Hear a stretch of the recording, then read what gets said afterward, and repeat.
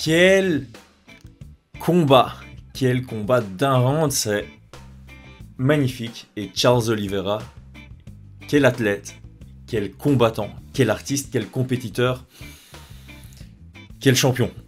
Bienvenue dans le Chris Decrypt. On va évidemment analyser les séquences les plus fortes de ce petit, court et intense combat qui nous a offert beaucoup de spectacles, mais encore une fois, des petits détails techniques qui passent inaperçus et qui valent la peine d'être détaillés. On va voir ça dans quelques instants, mais d'abord, on va prendre quelques secondes pour féliciter Charles Oliveira qui, encore une fois, vient éteindre les quelques critiques qui restaient, les quelques doutes qui restaient, même si la structure de combat était un peu comme d'habitude, on va dire. Il se fait mettre knockdown, il se fait surprendre par des grosses frappes, mais son mental est là, son menton est là, il reste dans le combat, il applique une intensité qui est insoutenable, même pour Gaethje, et il vient s'imposer grandement par soumission en fin, plus ou moins fin, de premier round.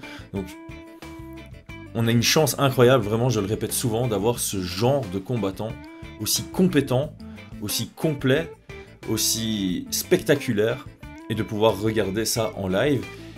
Et on va aussi prendre un petit moment pour féliciter quand même Justin Gaethje. Malgré la défaite, évidemment, il a proposé de très belles choses dans ce combat. Comme on dit, il faut être deux combattants pour nous offrir quelque chose de spectaculaire. Hein, c'est pas le co-main event qui va contredire, n'est-ce pas? Bref, vraiment merci aux deux. Ils nous ont offert 3 minutes 30 qui étaient ultra divertissantes. Je pense qu'on a tous apprécié le combat pour la violence. Et là, on va essayer de l'apprécier davantage grâce à quelques aspects stratégique. Alors comme d'habitude, même si le combat était court et intense, j'ai pris une sous-partie des séquences intéressantes parce que sinon je vais partir de nouveau pour 1 heure et ça on ne veut évidemment pas. Je vais juste mettre mes notes pour être sûr de rien oublier. Le combat commence, il faut 8 secondes pour avoir les premiers réels échanges. On voit directement Charles Oliveira qui est assez bien préparé, il lève proactivement la jambe en anticipation des low kicks et probablement aussi pour rendre hésitant Justin Gaethje à envoyer ses low kicks. Malgré tout, il envoie le premier et on sent directement qu'il ne va pas pouvoir en encaisser 10 comme ça. Il envoie en réponse un direct qui touche et qui sonne que, on va dire ça en belge, ça sonne un tout petit peu Gaethje, mais en tout cas ça attire son attention. Gaethje renvoie un low kick et puis on a le premier clinch. Alors le premier clinch, on a directement vu ce que j'avais analysé dans le précédent Chris Decrypt pour ce combat, c'est que la première ligne de défense pour Gaethje, pour éviter tout ce qui est grappling, c'est sa tête. Et ici on le voit directement sur cette première image, il vient positionner sa tête en dessous du menton de Charles Oliveira, et j'avais dit que ça lui permettait, notamment pour défendre la lutte, de créer un gros espace entre les hanches. Ici, on le voit, il y a un énorme espace entre les hanches, mais c'est très bien quand on fait face à un grappleur pour empêcher la lutte et les amener au sol. Par contre, Charles Oliveira, il a très bien adapté son jeu par rapport à ça. Il s'est dit, ok, dans cette position-là, ça va être difficile de l'amener au sol. Mais par contre, je suis aussi un excellent praticien de Muay Thai. Je vais envoyer de genoux. Parce que clairement, quand il y a une distance pareille, c'est l'autoroute. Hop, je vais pas faire trop de dessins. C'est l'autoroute pour les coups de genoux. Parce que là, il n'y a aucune défense. Et il y a, en plus de ça, de la distance pour générer suffisamment de puissance. Donc forcément, on a cette distance qui est créée justement par le système de défense de Justin Gaethje qui continue de défendre avec sa tête, ce qui est une bonne chose à faire, mais évidemment en contrepartie il va encaisser des coups de genoux, et ici c'est en l'occurrence 2. D'ailleurs on voit très bien que Gaethje reste en priorité de défense de lutte, quitte à encaisser les coups de genoux, mais voilà, ici ça faisait 17 secondes qu'on était dans le combat et on voit directement un Charles Oliveira qui est venu bien préparé avec déjà des réponses à la lutte défensive de Justin Gaethje. C'était pas une des réponses, aurait pu être de trouver un moyen de chaîner la lutte pour obtenir l'amener au sol, mais là il a simplement utilisé le MMA dans son ensemble, c'est chercher le clinch, donc un peu objectif lutte grappling, et profiter de ce clinch qui est proéminent en Muay Thai aussi pour envoyer des coups de genoux. Donc très belle première adaptation. Ensuite On va le revoir plusieurs fois, plusieurs fois cette séquence. Après 45 secondes de combat, Charles Oliveira de nouveau vient chercher ce clinch dans l'intensité du combat. On a toujours cette réaction défensive de Justin Gaethje qui vient positionner sa tête vers la tête de Charles Oliveira, ce qui laisse de l'espace entre les hanches et ce qui permet à Charles Oliveira d'envoyer un coup de genou. Le combat continue. On a évidemment les knockdowns. Alors, petite précision, j'ai un peu regardé au ralenti, j'ai vu pas mal de commentaires qui disaient ouais c'est pas des knockdowns, il se laisse tomber un peu comme Werdum contre Overeem parce qu'il sait que s'il se fait fortement toucher et qu'il veut rester debout, c'est là où il se met à risque de prendre d'autres patates et c'est peut-être ça qui le mettrait clean KO. Et donc quand il prenait une grosse patate, il se laissait tomber pour récupérer. Alors au ralenti, le premier knockdown, l'uppercut de Justin Gaethje, j'ai l'impression que c'est un vrai knockdown parce que vraiment, il n'y a pas vraiment un temps où on a l'impression que Charles Oliveira réfléchit en se disant « Ouh, je suis bien touché, je vais me laisser tomber ». On voit vraiment uppercut, Charles Oliveira qui tombe. C'est un knockdown, mais c'est flash, c'est-à-dire qu'on ne voit pas un Charles Oliveira qui est vraiment sonné ou qui perd les esprits pendant 2 secondes. Il tombe, il est directement conscient, donc c'est un knockdown pour moi. Mais il n'était pas ultra sonné non plus, il n'était pas complètement en difficulté. Le deuxième, en revanche, il y a un délai entre la frappe qui est un cross, qui touche bien, hein, vraiment ça touche bien, on voit la tête d'Oliveira qui bouge quand même de gauche à droite. Il y a un mini temps d'arrêt, il envoie un genre de front kick et puis il se laisse tomber. Donc là, je dirais que c'était plutôt stratégique. Donc le premier knockdown, c'est un vrai pour moi. Le deuxième, c'est stratégique. Après, ça change pas grand-chose. C'est juste, juste pour donner mon opinion par rapport à ceci. Alors, moi, ce que j'ai fort aimé, c'est forcément, comme je le disais, Justin Gaethje, première ligne de défense, il abaisse sa tête. Et j'en avais parlé dans le Chris Decrypt et dans le Soum Soum. Tu fais ça quand tu as confiance en ton menton, parce que forcément quand tu abaisses la tête, tu t'exposes à pas mal de collisions, notamment sur tous les coups qui viennent d'en bas. Et Charles Oliveira a bien compris ça et il a bien exploité ça. On va le voir ici sur ce large crochet où il vient casser la distance. On a un Justin Gaethje qui prend le crochet. On pourrait aussi croire que Charles Oliveira cherche à capitaliser suite à son crochet par le clinch, comme il avait fait contre Dustin Poirier. Le réflexe de nouveau de Justin Gaethje abaisser la tête et du coup qu'est-ce qui arrive? Justin Gaethje abaisse la tête et on voit le point ici de Charles Oliveira qui vient chercher l'uppercut en collision. Très bien joué. Donc, moi ce que ça me dit vraiment, parce que je sais que les combattants, il y a un côté totalement instinctif, il y a un côté live qui n'est pas toujours calculé. Mais clairement, quand il fait ça dans les premières minutes, c'est qu'il est venu en analysant le style de Gaethje. Il avait certainement relevé le fait que Gaethje avait tendance à abaisser sa tête, que ce soit contre des lutteurs ou pas. Même contre Tony Ferguson, il le faisait beaucoup. Il abaissait sa tête pour envoyer direct au corps, crochet-tête. Mais il avait déjà des armes pour contrer ça. Celle-ci en était une. Et juste après, on a ici une feinte d'action du côté de Charles Oliveira. Et on voit très bien, je vais le mettre au ralenti, on a un Gaethje qui veut répondre avec un overhand et puis il va abaisser la tête. Regardez le niveau où est sa tête, c'est quasi à hauteur de ses fesses. Il abaisse énormément la tête. Et donc sur la séquence juste après, donc là il reste 3,35, sur la séquence juste après j'ai skippé un tout petit peu, il reste 3,33. Que fait Charles Oliveira? Il fait ce que j'espérais et ce que j'avais demandé pendant le Soum Soum. Je ne sais pas si ceux qui suivent avec attention, il y a souvent des combats comme ça où je me dis tiens, ces techniques-là pourraient passer ou pourraient arriver parce que. Et là, c'est typiquement ça. J'avais dit que comme Justin Gaethje avait tendance à beaucoup baisser la tête et que Charles Oliveira avait envoyé pas mal de genoux sautés face à Dustin Poirier, je m'attendais à ce que ça arrive dans ce combat et c'est effectivement arrivé. Et non seulement.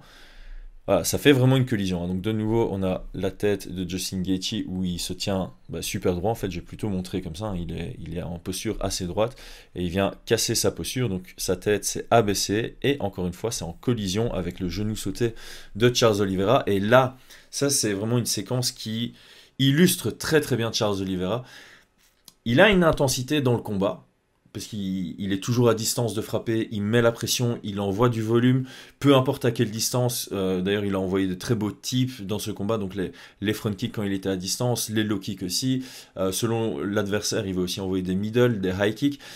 Quand ça se rapproche un peu, c'est son anglaise, bras tendu, puis les crochets, les uppercuts, les genoux, il envoie de tout.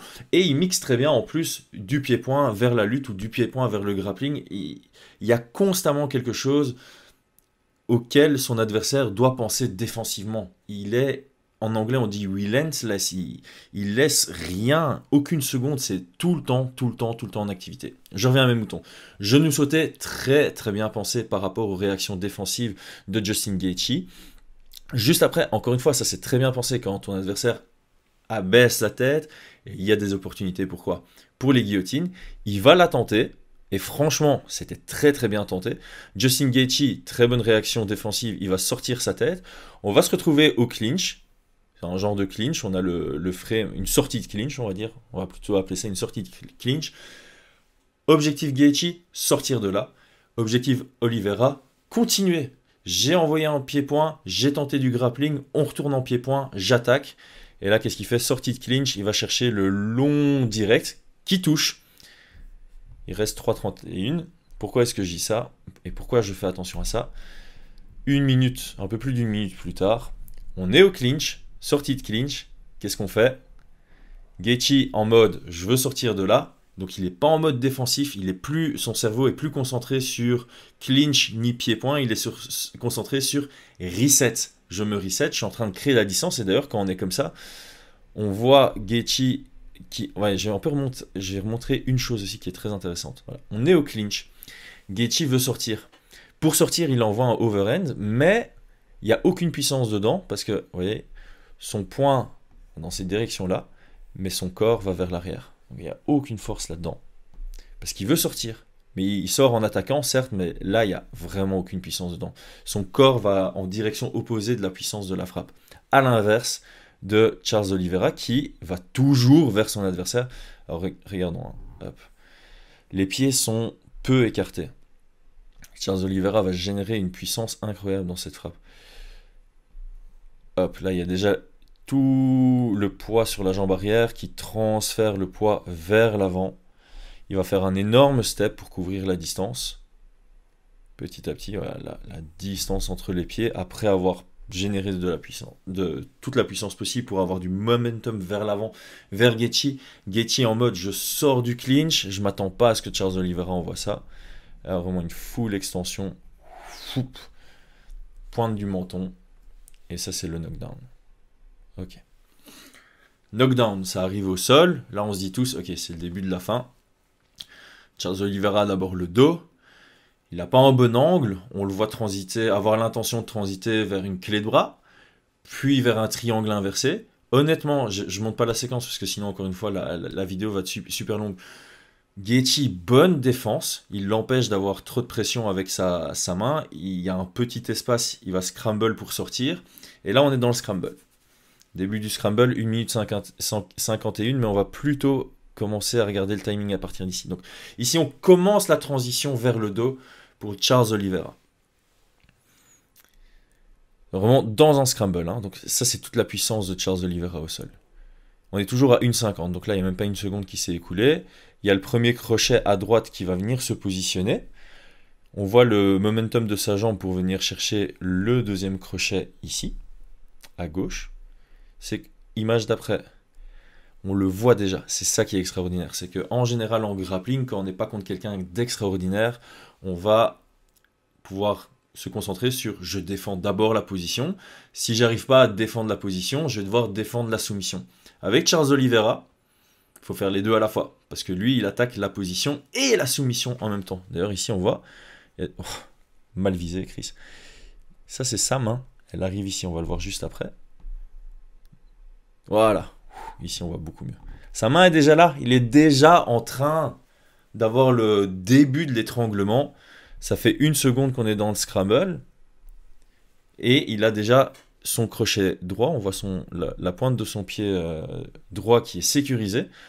Son crochet gauche qui va arriver, qui est en tout cas dans le mouvement pour arriver.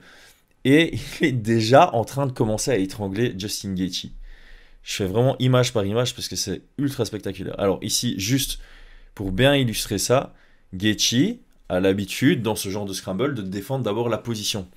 Donc, Oliveira qui a son crochet déjà à droite, il veut l'empêcher d'avoir le crochet à gauche, il vient contrôler la jambe gauche de Charles Oliveira. C'est un bon réflexe défensif, mais dans la vitesse du mouvement, il va vraiment tomber en arrière, ce qui va un peu le déséquilibrer, il va perdre ce contrôle. Hop, voilà, sa main est ici, et la jambe de Charles Oliveira passe en dessous ici. Donc il n'y a plus de contrôle sur la jambe, et c'est Charles Oliveira évidemment qui va tirer le plus de cette mini transition. On voit d'ailleurs ici sa jambe qui va venir chercher le triangle, le body triangle. Voilà, ici, pied droit, jambe gauche, on a le body triangle, et je rappelle ici, il y a déjà la main qui étrangle, et d'ailleurs, je vais faire un petit zoom sur la tête de Gaethje, on voit il est déjà en mode grimace, donc il y a déjà même un squeeze, ça serre déjà, il y a déjà une restriction au niveau de son cou, c'est incroyable cette séquence, à quelle vitesse ça va. Donc il reste 1,48, donc ça fait vraiment 2 secondes littéralement qu'on a commencé le scramble, et on est dans une position ultra confortable pour Charles Oliveira. Le body lock est sécurisé, et on a déjà l'étranglement, et on vient chercher la sécurité, le figure 4 pour finaliser l'étranglement arrière. Voilà, ici on est à 1,47 et la position est prise. Body triangle, figure 4. Spectaculaire. Vraiment faire ça, et faire ça contre quelqu'un d'élite. Hein. Je sais que certains auront tendance à critiquer le sol de Gaethje, mais là, non, tout le crédit revient à Charles Oliveira.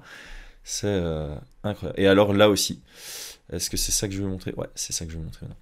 Justin Gaethje a le bon réflexe. Souvent, on voit même des pros qui viennent d'abord essayer de défendre et de libérer de la pression du bras qui étrangle.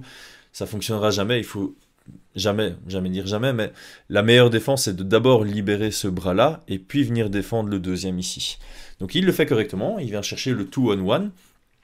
Charles Oliveira s'en rend compte, et c'est ça j'ai dû regarder au ralenti pour m'en rendre compte. J'avais l'impression vraiment que Justin Gaethje défendait bien, et puis que Charles vient replacer. En fait non, Charles sent que Justin Gaethje va partir sur cette défense, et il a peut-être pas envie de faire force contre force. Donc ce qu'il va faire, c'est qu'il va lui-même lâcher, et comme il lâche lui-même, il n'y a plus de contrôle. On le voit ici, il n'y a plus de contrôle de Justin Gaethje, il n'a plus le contrôle sur son bras, ce qui va permettre à Charles Oliveira de libérer son bras. Ouais, il sort son coude dans cette direction-là, pendant que le momentum des coudes et des bras, du coup, par conséquent, de Justin Gaethje vont dans cette direction-là. Et il sera beaucoup plus rapide pour venir repositionner. Ouais, les mains, parce que ses bras partaient dans cette direction-là, alors que celui de Charles Oliveira partait vers le côté, et ça va lui permettre de venir récupérer le figure 4, avant même que Justin Gaethje ait le temps, oh, mes dessins sont vraiment affreux, mais vous voyez ce que je veux dire au moins, et le temps de venir redéfendre. Et là par contre, il vient placer son bras entre leurs deux têtes, ce qui va empêcher Justin Gaethje de refaire la même séquence de défense. Voilà. Et donc là, on le voit, c'est le début de la fin. Justin Gaethje est incapable de venir rechercher ce 2-on-1 parce que Charles Oliveira l'en empêche, et voilà, ça fait même pas 9 secondes, ça fait 10 secondes qu'on a commencé le scramble, et on a le tap-out. Je crois que le tap-out vient la seconde après, je sais pas, ouais, je l'ai pas mis, mais bref. Absolument spectaculaire. Alors, avant de clôturer cette vidéo, ça c'était tout pour les séquences. Merci à tous ceux qui ont suivi. Moi j'ai une petite théorie sur Charles Oliveira que je voulais partager ici. Alors c'est une théorie, c'est une hypothèse, mais ce côté opportuniste versus ce côté je me fais sonner souvent dans le premier round contre mes adversaires, d'où est-ce que ça peut venir? Alors j'ai un peu réfléchi, et je me rappelle dans le podcast que j'ai écouté avec Georges St-Pierre, John Danaher et Gordon Ryan, c'était le Lex Friedman, on a Georges St-Pierre et Gordon Ryan qui confirmaient cette théorie. Georges St-Pierre disait que quand tu t'entraînais avec des moins bons que toi, ça développait justement ce côté opportuniste, parce que quand tu t'entraînes uniquement avec des tueurs, ces tueurs ils te laissent moins d'ouverture. Donc tu n'as pas l'habitude de trouver ces ouvertures, et le peu de fois où tu vois des ouvertures, tu es plus attentiste parce que tu te dis que c'est peut-être un piège. Et donc quand tu tournes tout le temps avec des tueurs, tu es plus attentiste parce que tu connais tous les risques, ils t'ont habitué à tous ces risques, mais de l'autre côté ça te permet de t'améliorer aussi de dingue et d'avoir l'habitude de combattre l'élite de l'élite, et quand tu es top 10 UFC, tu as besoin de ça. Par contre, quand tu t'entraînes avec des moins forts que toi, mais tu vois toutes les ouvertures et t'as pas peur de les prendre parce que tu sais que tu vas pouvoir les prendre et capitaliser dessus. Et donc tu travailles ton œil à voir ce genre d'ouverture, et en plus tu travailles ta confiance en ta capacité à finaliser toutes les ouvertures que tu vois. Et donc, je me suis peut-être pas assez renseigné là-dessus, mais je pense que tout le monde sera d'accord avec moi. On ne connaît pas de partenaire d'entraînement de Charles Oliveira parce qu'il n'a pas de partenaire d'entraînement de son niveau. Il est dans une petite équipe, et respect à lui pour ça, vraiment. Mais du coup, j'ai l'impression qu'il s'entraîne avec des moins bons que lui, ce qui le rend si opportuniste, mais aussi... c'est ça toute mon hypothèse, c'est que quand il rentre dans un combat UFC, quand il tombe contre les meilleurs des meilleurs, de la crème, quand il tombe contre des Ferguson, quand il tombe contre des Gaethje, quand il tombe contre des Dustin Poirier, et peu importe, tous ses futurs adversaires, ce seront aussi des tueurs. Il a besoin d'un temps d'adaptation pour se rappeler ce que c'est le niveau élite, parce qu'à l'entraînement, il ne l'a pas. Et donc, il se fait surprendre en début de combat. Il fait ok, là, on est dans un combat élite. Et par contre, toutes les qualités de s'entraîner avec des gars moins bons que soi ressortent dans son opportunisme, parce qu'il n'a pas peur de prendre toutes les ouvertures qu'il voit, parce que ses automatismes sont là pour les prendre, et il a confiance en lui pour capitaliser dessus et finaliser. Donc voilà, je voulais faire une petite parenthèse sur cette théorie par rapport à pourquoi est-ce que Charles Oliveira, chaque fois, il se fait sonner, il se fait surprendre, chaque fois, il revient, et chaque fois, il finalise. En tout cas, c'est ça qui monte depuis un petit temps. C'est absolument incroyable et spectaculaire. Donc voilà, je clôture presque là-dessus. Il y a juste le matchmaking pour la suite. Charles Oliveira, moi j'ai envie de le voir actif, j'ai envie de le voir réussir. Il a l'image du champion, il a l'image de l'ambassadeur du MMA qu'on veut. Et donc il y a plusieurs opportunités. Soit on attend qu'un vrai contender se démarque, soit on lui en donne un. Pour moi, il n'y en a que 2 qui sont libres, qui n'ont pas de combat de prévu, qui sort du lot. Il y a le côté plus sportif, Islam Makhachev, 11 victoires d'affilée. Voilà, malheureusement pour lui, il n'a pas pu se montrer contre des gros noms, mais voilà, il y a Dan Hooker dans le tas. Donc, il y a son argument, c'est pas un gros argument, mais ça ferait sens, surtout par manque d'autres contenders, où il y a le classique choix business, Conor McGregor. Ou bien on peut attendre Volkanovski contre Holloway, et le gagnant le prendrait, que ce soit Volkanovski, et on se dit, est-ce que Volkanovski serait capable de gérer cette intensité? C'est une question très intéressante, même si je pense que là, la différence de gabarit serait quand même énorme. Ou bien Holloway, imaginons Holloway contre Oliveira, ce serait quand même aussi un sale combat, tellement d'activité. Ou bien, on reste chez les lightweight et on fait un Islam contre Dariush et on prend le vainqueur. Ou bien on fait Chandler contre McGregor et on fait le vainqueur. Ou bien même on fait Chandler contre Makhachev et on prend le vainqueur. Moi j'aimerais quand même garder Charles Oliveira actif. Il a perdu sa ceinture de manière très controversée. Il mérite de la récupérer. Il mérite de la récupérer rapidement. Il mérite donc un combat rapidement. Et comme je viens de le dire, pour moi c'est l'image du champion, c'est l'ambassadeur du MMA. Pour moi il mérite son Red Panty Night, alors Conor McGregor ne mérite pas un title shot, mais Charles Oliveira mérite un combat contre Conor McGregor pour la ceinture, je trouve personnellement. Alors moi si je suis l'UFC, j'essaie de faire un win-win-win. J'appelle Conor, je lui dis en welterweight, je te donne pas de title shot, tu veux un title shot? C'est Charles Oliveira, fin d'été, en lightweight. Tu appelles Charles Oliveira, tu dis tu veux ton Red Panty Night, je te donne McGregor, à la condition que tu apprennes un peu l'anglais. Parce que c'est tout ce qui lui manque. Il est respectueux, il est incroyablement bon, c'est clairement un des plus complets qu'on ait jamais eu. Il est dangereux, il est divertissant, il a vraiment tout, il est intense dans la cage, dans ses interviews, mais encore une fois je le dis, respectueux. Il a une histoire incroyable, que ce soit le fait qu'il vienne des favelas et qu'il soit champion, le fait qu'il ait eu un palmarès absolument, je ne vais pas dire absolument dégueulasse, mais vraiment critiquable en début de carrière et que personne ne le voyait. Il y a 5-6 ans, on aurait dit qu'il allait devenir un champion et un champion dominant, personne ne l'aurait cru. Il a tout pour être une bonne image, il lui manque juste un peu l'anglais, donc pourquoi pas avoir ce compromis. Ok, apprends l'anglais, on te donne Conor McGregor et tu es full thune, et de l'autre côté, McGregor, tu prends Charles Oliveira parce qu'on veut pas te donner un title shot en welterweight. Bref, c'est ma suggestion. Merci à tous d'avoir suivi, c'était Chris Gunacht sur La Sueur. À très bientôt.